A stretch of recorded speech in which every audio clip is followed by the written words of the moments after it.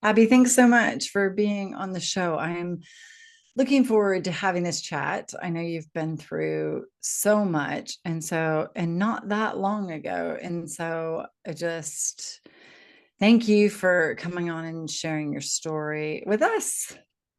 And hi, Lisa. It's great to be here, and thank you so much for having me. Absolutely. Absolutely. So, can you share just a bit about your story, and then we'll go into the healing of like what you're doing Mm. now. Okay, yeah, great. So I'm Abby. I live in the UK, and as of last month, I'm a former UK police officer. So I served in the police for 6 years. But when I talk about the police, I say it was more like a 15-year endeavor because it was something that I wanted to do for a very long time beforehand and put a lot of work in to get to that dream job. So 2018, I landed my dream job. At the time, I was engaged to an incredible partner, long-term partner, and it felt like life had just all lined up, and it was amazing. About to start my dream career, was engaged to get married. But then I always say that the police for me was always almost over before it started because I lost my mum a few weeks before I actually started the job. So for me at that time, it was, I suppose, a bit of a double-edged sword because I had that to focus on and start my dream career, but actually it was tainted with so much sadness. And I was always quite sad that instead of celebrating like my big achievement, I was planning my mom's funeral at that time. Mm. And then going into a career where it was a big career, it's quite a serious career, and I didn't know anyone at the time. So it was kind of like a get your head down and get on with it because I had a big training process ahead, and I knew instantly from going into the police like that wasn't going to be a place for grief. There wasn't going to be room for grief. It was like a fundamental lack of compassion that was really like was a felt sensation of that. So I ended up suppressing that grief to be able to get through and get on with following my dream and doing my dream job. And what happened was when I suppressed that emotion, it started to have a knock-on effect in different ways. So in my personal life, and that looked like the ending of my relationship with the man that I was engaged to. And very quickly he moved on and had a baby and got married to someone else. And I was in this position of suppressed emotion, but at the same time, I thought that's really deep levels of commitment to someone overnight. And then I was in the still grieving for my mum, and I was still in the police, just trying to find my feet. And I found personal growth and development, but I found the mindset aspect of that where it was forward focused, working on goals and achieving. And that worked for me for quite a while. And I did really well in my career. Like the policing career took off and I was promoted within 3 years and I was doing really well and I had, a good reputation and I loved my job. It became everything in the absence of what I was going through in my personal life. But then I had a few issues within relationships after those experiences on the back of everything else that was happening and the suppression of emotion. And then that started to have an impact on my career. And in the end, I ended up moving police forces and having a fresh start, which was a really healing experience from the first time. I knew instantly at that point that it was going to be a very different experience and there was room for compassion and it was a total different feeling. So for me, that was, a great experience to have after, the first time. But then shortly after I had joined that police force, I lost my sister. And my sister passed away suddenly. It was a day before like the anniversary of my mum's death. So it was almost 6 years. And that was a whole new challenge to go through. And it was at the time where I'd started my own business as well. And I was thinking about leaving the police. And I did eventually go on to leave the police and start my business. But within that, there was also, a loss of my dream job, like my policing career and everything I'd worked so hard for to step into an arena where actually I thought I had my life all mapped out. And now I'm like starting out in my own career, and I don't know what the next 6 years of my life is going to look like. When 6 years ago, I thought I was going to be a police officer forever and be married. So that, in a Mm, nutshell, is the last 6 years of my life. yeah. Wow. I mean, thank you for sharing. And just, like you said, it was over before it started. So you have this, you're on a path, and then it sounds like, everything, the rug was pulled out from under you. But it's interesting because my fiance, he's a police officer, and just the stuff that just in general police officers have to face and deal with. You're a brand new police officer, you're going through your training, you're probably, I mean, I can't even imagine what you're dealing with as far as people, and if you're on response Mhm. work and all of the Mhm. stuff that you have to deal with, and suppress your own emotions and your own grief and your all that comes with losing your mom. I can't even imagine how you would be able to do that. So you said, we'll talk a bit with that and speak a bit to that.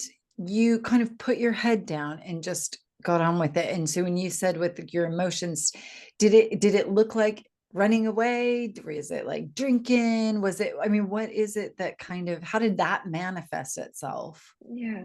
So I always like to preface it by saying it wasn't because I didn't want to feel those emotions, but there was almost, within me not knowing how to face them, like not knowing how to handle or sit with those emotions, and knowing that if I did, it would look like really heightened emotions that wouldn't wane. So it was almost like I happened to detach from that for not knowing how to deal with it and not knowing how to separate it. So what that did look like, it did initially look like drinking a lot, but then that became, I think because I disconnected from my emotions a lot, it just meant that I wasn't really, it was all under the surface and I wasn't really feeling. So that when I replaced it with mindset work, and working on goals and achieving, because that to us looks like healthy, right? And the gym was one of my big things. Like I was an exercise addict at one point. I would train 9 times a week and I was working on response. And I've got the extremes of doing, actually I did a fitness photo shoot where I got, my body fat was under 10% and I was about 56 kilos. And that to me was like, when I'm putting it into something healthy, I'm channeling, I'm transmuting, like, look, I've got all these like external successes, but actually internally it was a disconnection from actually what was really going on. And Mm, I think in the sense when I talk about the police force having like a lack of compassion, there was a limitation within myself at that point of looking externally for me for permission. Someone else to give me permission to, is it okay to grieve? Is it okay to be upset? Which for me shows that there was a few things missing at that point. It was the ability to be able to sit with my emotions and know how to handle the big emotions. And there was the fact that actually I wasn't giving myself permission to feel, and I was looking for external validations or permission to be able to express myself. And when that was a no, then I would like literally withdraw and close up and work on the mm, external parts that are more acceptable. So it's really acceptable to go to the gym. Everyone was complimented me on how my physique looked. It was really, socially acceptable to get promoted and do really well, and everyone was celebrating me for that. But if I had a day where I was upset because my partner had left or I was grieving for my mum, like that was a big no. So yeah. it's although I say it's in the environment, it's fundamentally within myself from where I was at that time. Yes. I mean, how do you navigate that? My assumption is you've not experienced this before. So Yeah. now it's this huge loss of losing your mom and a breakup of a relationship that you, again, had this future vision of what it was meant to look like and be like. And where's the book on that? Like, how do so we do the best that we can with what we've got or what we know. And it's so interesting to me. I had this conversation back when I was in high school, in my early 20s, I was obsessed with working out. I worked at a gym. If you were to look at me physically, you would think I was really happy and healthy. I was probably the most miserable I'd ever been.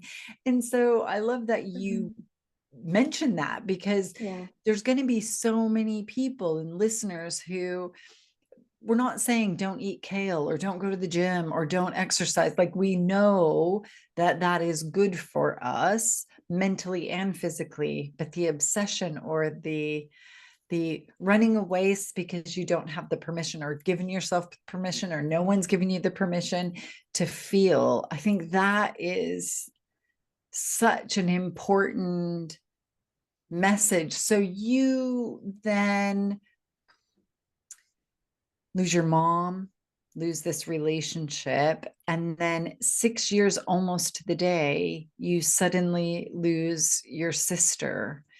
And are you in the police force at this time? Yeah, so Yeah. I was still in the police. So it was New Year's Day this year that my sister died. And I was in the second police force, so I'd transferred and I was in my second team in the environment that was supportive, compassionate, and where I felt like I could be myself a lot more. And my experience was completely different because it was similar in that, I'd moved to a new police force and I didn't really know the people around me that well. I'd only been there for a few months. And the same situation of like having a significant loss. And I suppose that I did, whilst I don't like to give, tips and tools and hints and tricks, because grief is just so unique and different to each and every person. And every bereavement that you face will be different because of the unique nature of human life. And I think because I had done the work from losing my mom and like the other experiences I've had, I approached it from a very different place. And Mm, so the first time it was very much right, head down, plow on, like just get through the day. And the second time I took the full 2 months off work. mm, And I, in that time, allowed myself to just feel grief and go through the grief that I needed to feel and to be able to hold myself in that, because I knew actually this is a really important part of the grieving process. And if you don't, it it doesn't disappear. It's simply a bypass, and I will face this down the line, mm, which grief continues anyway. Like grief is a wave, and I know that I will face days that are harder and other days where it's not as challenging. So you've got that to contend with anyway. But if I didn't deal with the very like that active, really intense grief and just let it come out of me at that time, then I would face it down the line. So it was a very different approach. I took the time off, even though I think around the 1 month mark, people were saying, "Oh, you don't want to take too long off work. Maybe you should think about going back." And I was like, "No, I think I'll be the judge of that, and I know that I need another month off. Thank you very much." And that's what I did. So by the time I went back, I was in a place where it's the integration period of having to return after a bereavement, and that navigating that really sensitive time. But it wasn't from a place of I need to push things down or it's in the back of my mind. It was just from a very natural, authentic, and organic place. And I just went back as I was. And if I mm, was upset, I was upset. And I had really good support around me. Like my colleagues were amazing, supportive, lovely, and just I think the day I went back, they made me feel so welcome and they were so happy to see me. And even throughout that time, they just supported me so much. And I just thought this is just so fundamentally different to that first experience 6 years ago. mm.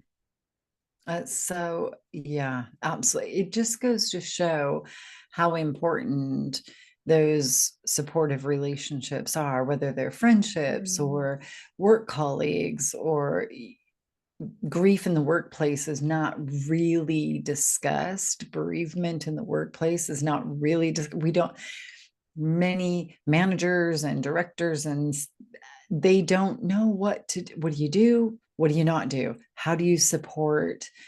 So the fact that you had that is fantastic. And we all need that. Mhm. Now you have this support system, and obviously you've got people telling you something and you're like, nope, no, I'm not ready, which, that is so difficult to do, but clearly you knew what you needed for you and put yourself first in that. So that's another important message. So did you just do some internal work and like just be off work? Did you go to therapy? Like, what were some of the modalities or tools that you've used? Hmm. So I found that the most supportive thing to me during that time was being out in nature. And I spent a lot of time down the beach and just walking and being next to the sea. And I found that really healing. And even on the days where I was crying, I was upset, I suppose being out in that open space, it feels quite safe. You can kind of see all the way around you. And people do say like when you're next to the sea, it makes you feel very small. So I suppose there was that that safety element of like I'm out in nature and I feel very safe right now. And I can, if I need to cry on the beach, there's no one who can see me in the noise of the sea, you know. So there was that, which I found really lovely. And even just on an evening time, I remember going out and walking along the beach. And then I also kept my daily practices up. It's something that I've developed over the last few years, which consists of yoga and breath work, and Mhm. sometimes a little bit of nervous system work. And just the accumulation of the rest, um, the practices that I had, and doing what I felt like doing. So if I needed to rest, I would rest without feeling like, oh, I need to get up and do something. Or if I wanted to go and have a walk on the beach without that guilt. And I felt like that time was like being in a bit of a protective bubble. Yeah, yes. Yeah, like that safety net. I love what you said about that. I'm the same way. If ever there's a stress or grief or go to the sea, go to the Mm, ocean, go to the coast. And it's always been my go-to place. But what you said about it is so massive and you feel so small but safe. And it is a beautiful um it is a beautiful way of putting it because it is so true for so many of us. And, having lost your mom and then losing your sister at a young age, I mean, I'm assuming she was young. Like yeah. it is such tragedy. And I just wonder so you've used these tools. Are you still in the police force? Or have No. you changed course? Like, where did it change the trajectory of your life?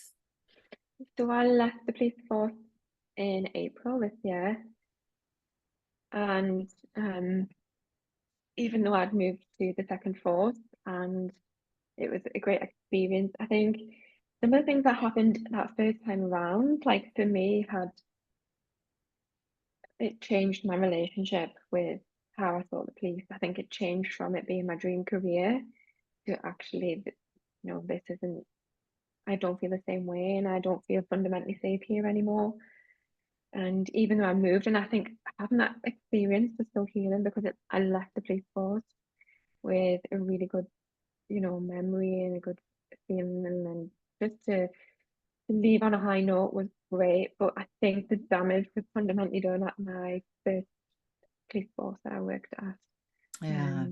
Um, And when you have such significant loss and losses, it really changes you are changed, your whole view of the world, like everything changes. Who you were mm, before, you are not that person ever again. Of course, at the core, you are that person, but it really does change who you are. It changes also. Is this it? Is this what it's supposed to be? Life is short, life is fragile. And when you've had so many losses mm, in really such a short period of time, it does change your view of things. And especially if you had an experience that wasn't as positive or safe. Right. So then in April of this year, so just not even a couple, not even 2 months. Yeah. You, okay. And so what are you doing? You just decided what, like, I'm done. I'm gonna do what now? I'm walking away. Yeah, I'm So, out. Yeah. Hurrah. Yeah. So when I was in the first police force, after I had some quite challenging experiences there in terms of the relationships and within my career, I had set up a coaching business and I was doing online coaching um just in my spare time. And that was born out of the things that I'd started to overcome, and it is being a lot to process. And I'd learned a lot of new tools to help and support me, and I'd found a lot of healing in that time. And I wanted to, help other people with that. When I moved to the new police force, I decided I really wanted to offer that to other emergency workers and other people who were in the police and the ambulance service and the fire service, or anyone in a service-based role. I wanted to offer those skills, and I was also finding it really challenging to introduce them internally. There was some resistance around that, and I realized I was working in an organization where things are done a certain way, and there's a lot of scrutiny, and no one really wants to take any action or take a risk in case it doesn't work out for whatever reason. And I started to feel like in many ways, I didn't have a voice, but also I think what was quite a important moment for me was when I said, well, I'm a police officer, I've done these things and it's really helped me. I coached other police officers, I've taught them these same skills and it's really helped them too. And for those to not be listened to that voice, to not be listened to, made me feel like fundamentally I am interested in my life in an organization that hasn't got its people at its best interest, and actually you're not looking after me and you're not looking out for me.